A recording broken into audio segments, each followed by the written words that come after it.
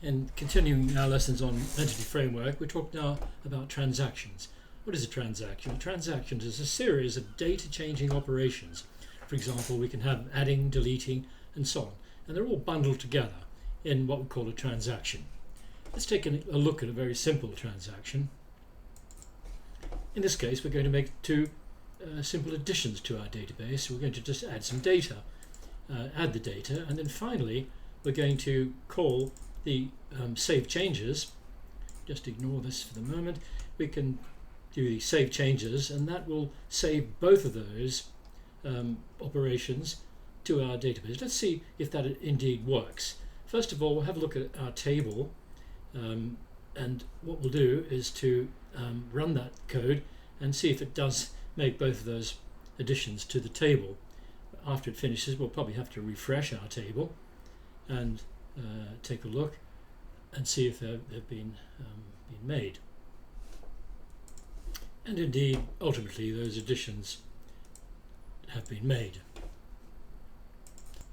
So save changes really introduces a built-in transaction, if you like, because we have two operations here. But what happens if something were to go wrong after this operation? After we've done this addition here, and then we had some sort of roundabout here, we had some database disconnection or something rather. What would happen? Indeed, both of them would be what we call rolled back. So when we came to, if we had an error in here somewhere, and when we come to save the changes, then it would roll. It wouldn't save them. So it either saves all of them or none at all, which is very convenient, if you like. So this is what a transaction really is. So this is our transaction from here to here, and when we come to commit it and here in the save changes, either both of them are committed to the database, or none of them is. So it's a built-in transaction. But what if we wanted finer control over what happens? Incidentally, if you wanted to try this yourself, this is the context we've got here, and you can see that we're producing a local database whose name is mytrans, and so this is our context here. We've called it my context, derived from DB context, and we've also got a student domain class, we call them. So this is the it's also called a model, by the way, the actual classes. And so you could, if you like, produce this table and try out these things as we go.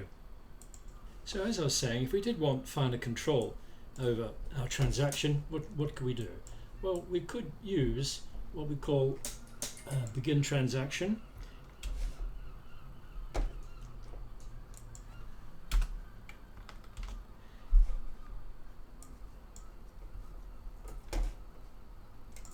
So we need to enclose all of that in the begin transaction. So let me just close that off. Now, when we introduce begin transaction, what we need to do is to add a commit as well. Save changes on its own is not enough to save all of the changes to the database. So what we need to have is a commit. Notice that we've given the name here to our begin transaction. So what we could do is just place the commit upon that, and if we were to run that, that should pretty much do exactly what we did before.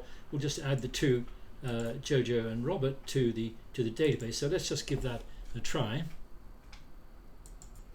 Well, as you can see, it's worked. It's added the data. It's actually added some another set of Jojo and Robert, so that's all working. So that does very much the same thing. Just while I'm here, I might as well just delete that data, and so I can see what I'm doing. Well, if that does much the same thing as it did before without the commit, then what's the point of it really? And the answer is that we can also do a rollback. We can take control of the rollback. Let's see how we do that. Well, first of all, we need to enclose our code in a try block. So we can put our try in here, and we need to close that off, of course, down here somewhere. Close off the try, and when we've got a try, obviously we need a catch as well, which we can put down here. It looks like it's complaining because there's not a catch at the moment, so that should now be okay. Now if that were to run, that would just run as previously. So let's run it, but you might say, well, that's not very good to me. We're just doing exactly what we did before. We're going to add 2 students. And indeed, that's what actually happens when we use the commit along with the begin transaction.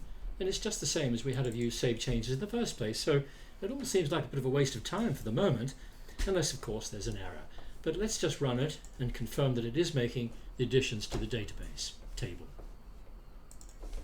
So there's a table. So let's try and refresh the table. Indeed, you can see we've made the additions as previously. I might again just delete those while I'm here. And incidentally, if you couldn't find the table for the data, I'll just remind you where it is. If we go to our Server Object Explorer, that's View in Server Object Explorer, and look at your particular database, and then look at the tables, and there's our students table. And if we right click on that, we can view the data, and that should produce your table like that. Now that's all very well, but what if we happen to have an error? Well, for the moment I guess we can emulate an error by using our throw exception command here. For example, we could put that where we like, but at the moment it's not going to reach that code, and it might cause a bit of a problem. If you haven't got, you must have using system in there as well. If you don't have that, you should get a complaint here, exception type namespace. So what we can do is quick actions and refactorings, and that hopefully will bring up using system is what they're suggesting. So that will bring up the using system namespace. But it says it's not reaching it for the moment, but don't worry about that. So now let's just take a good look at our data as well.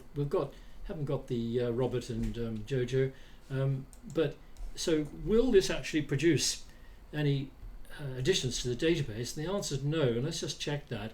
So if I were to run it and then take a look to see if there's any additions.